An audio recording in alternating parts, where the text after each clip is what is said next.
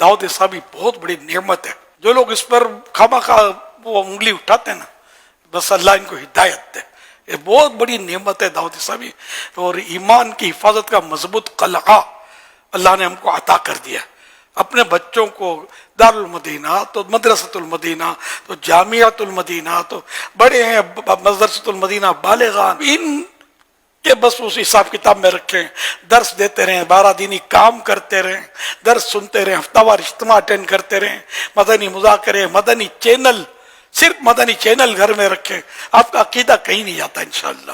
اب ہر جگہ اگر آپ لطف اٹھانے جائیں گے نا تو آپ کا لطف اور مزہ خراب ہو جائے گا.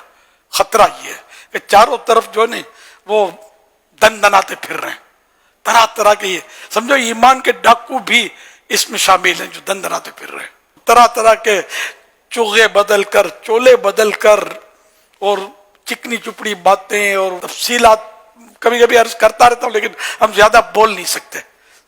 تو بہرحال یہ کہ سمجھ جائیں آپ، دعوت اسلامی سے آگے پیچھے ہوئے تو پھر مت بولنا کہ یہ کیا ہو گیا. دعوت اسلامی زندہ باد انشاءاللہ. رواں رواں آپ کا پکارتا رہے، دعوت اسلامی زندہ باد، دعوت اسلامی زندہ باد. زندہ باد. میں اس کو نہیں چھوڑنا، دعوت اسلامی کو نہیں چھوڑنا.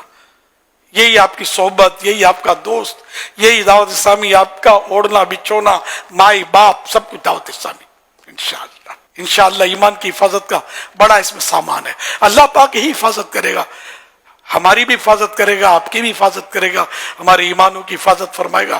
وہ دعوت اسلامی زندہ باد.